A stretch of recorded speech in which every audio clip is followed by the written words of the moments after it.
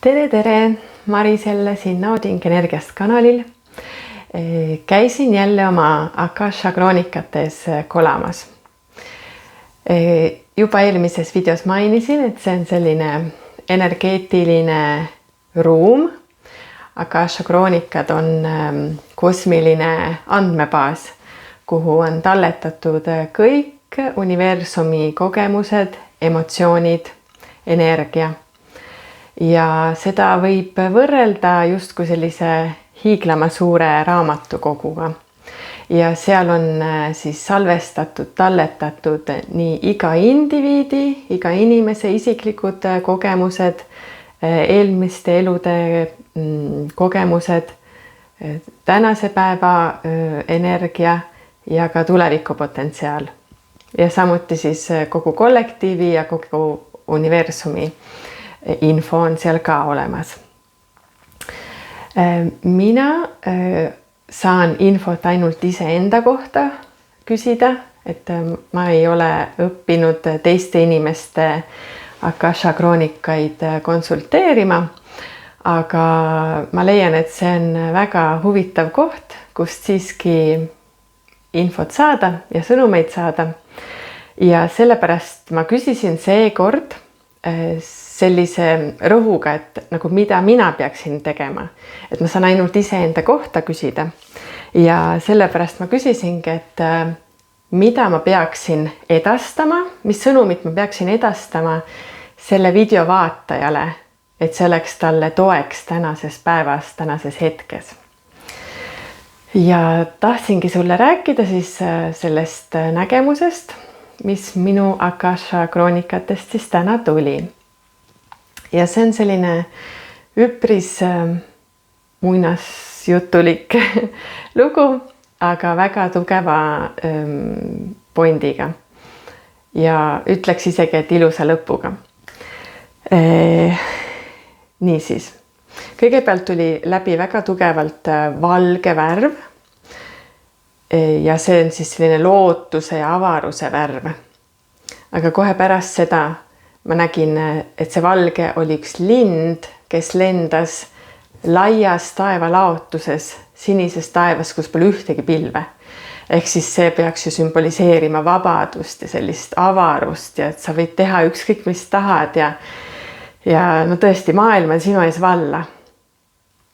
Aga järgmiseks on seal maal jahimees, kes siis tahab seda lindu alla lasta. Ja see on ju nagu paradoks, et see taevalaotus on nii ilmatu suur, aga sa oled pidevalt nagu sihikul.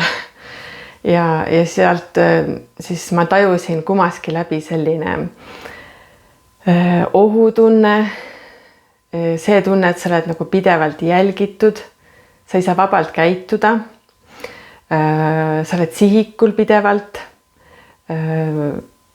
Metafooris siis oleks see, et sa nagu paned väga palju rõhku sellele, mis teised sinust arvavad, mis teised sinust mõtlevad, teised inimesed jälgivad sinu käitumist.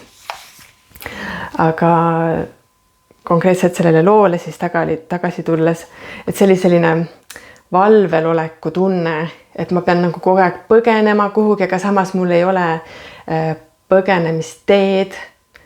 Hästi ebamugav ju. Ja segu selline hirmust, haavatavusest, ohutundest, ei ole turvalist mõnusat kohta, kuhu minna.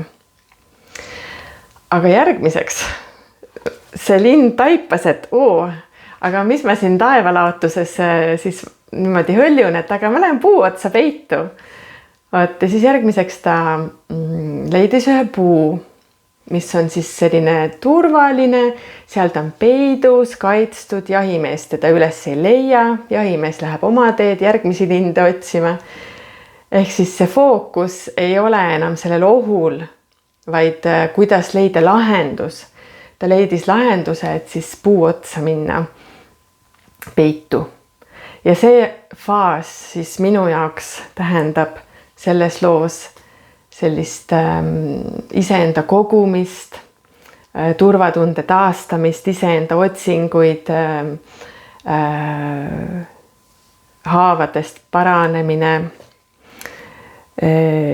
natukene ka enda peitmine, et samal ajal sa küll nagu taastud, aga samas sa ei taha veel välja tulla või ei julge, ei ole veel valmis välja tulema.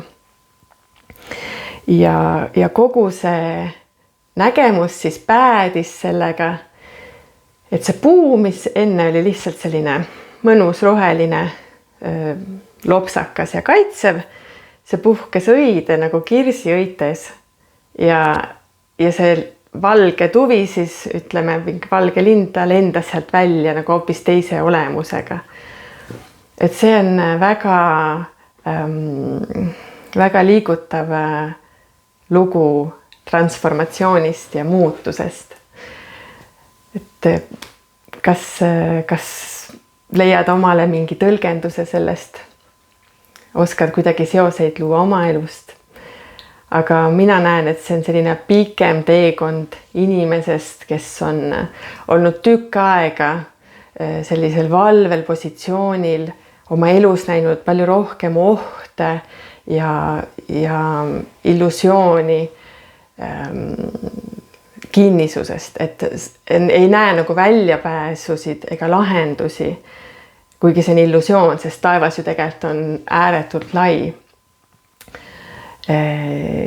Ja see teekond siis viib seda inimest oma leidmiseni, oma turvatunde taastumiseni ja kuni siis puhkeb õide see puu ja läheb lendu uues hingamisesse see lind. Ja oraaklikaartidega seoses mul tuli kohe silme ette see, et issand, see on just see roosa kvartsi kaart siit šamaani kristallipakist.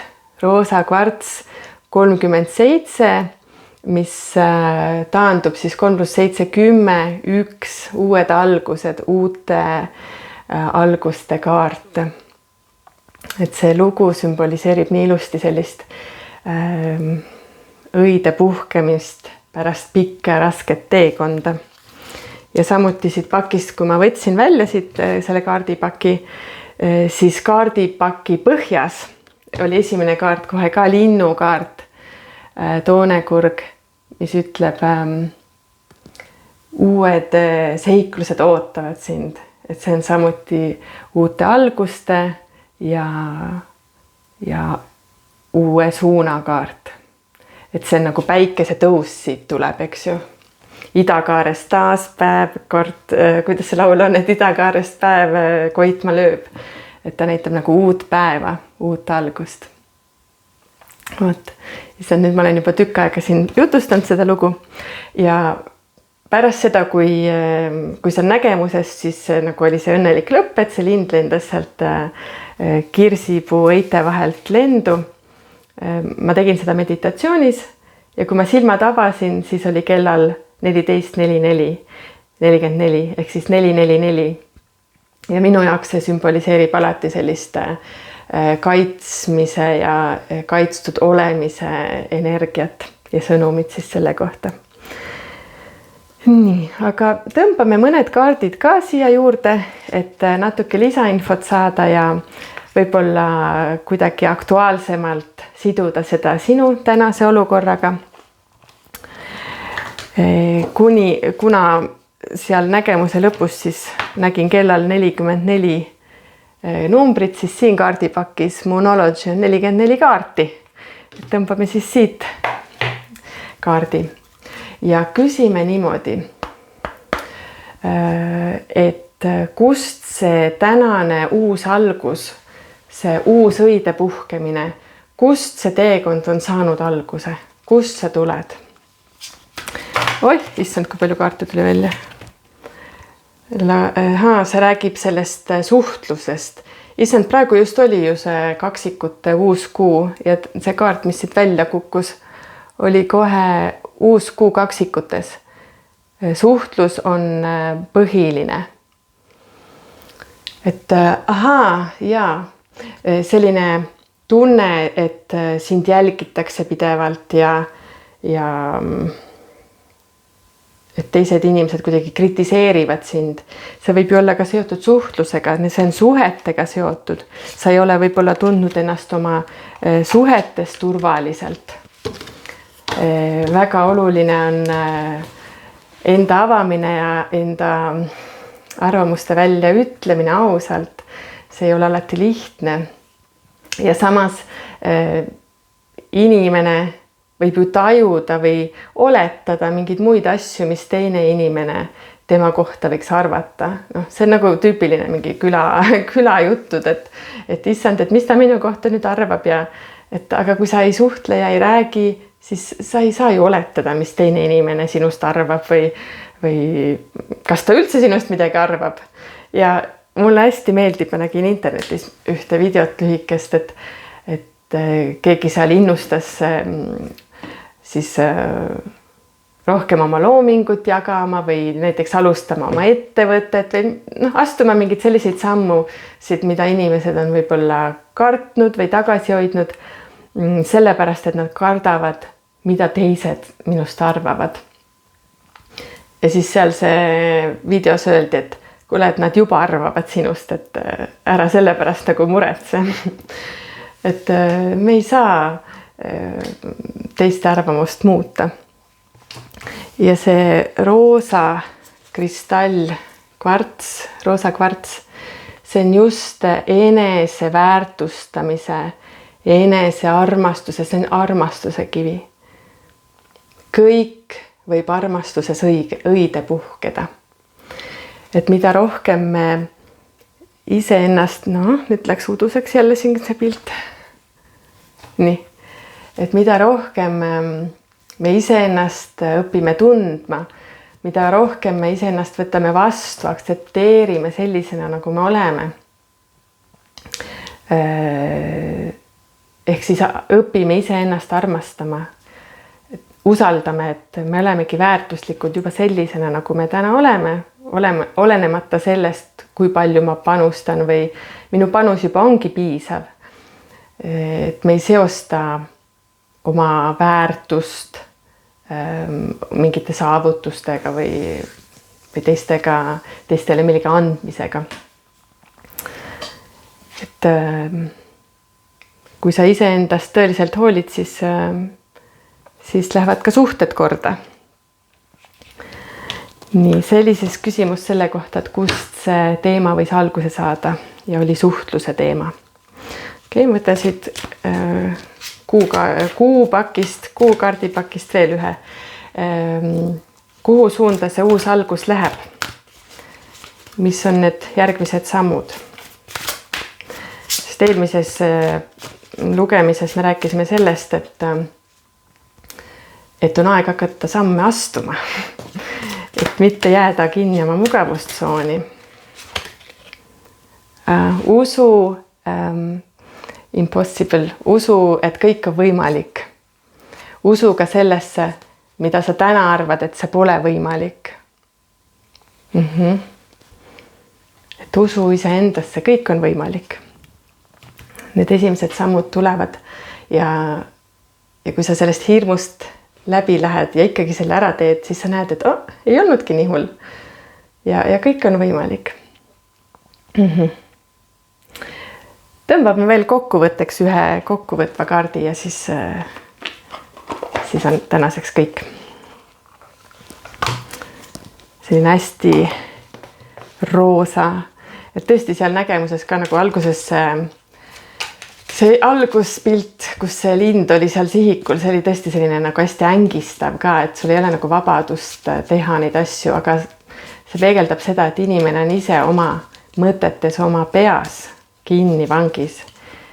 Et olgugi, et seal on see reaalne oht, siis tegelikult see nagu tõenäosus, et see jahimees pihta saab sellele linnule, ei ole väga suur.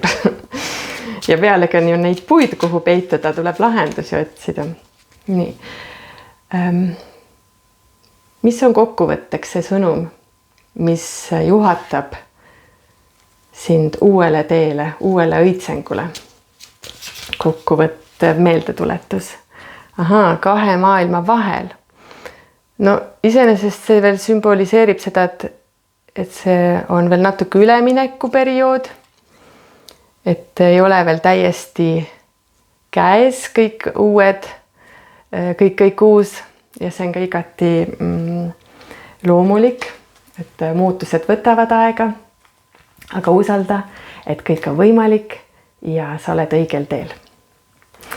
Tervitan sind siit Nauding Energiast kanalilt, jätan sind koos selle roosa kvartsi õrna energiaga ja näeme juba järgmisel korral. Aitäh!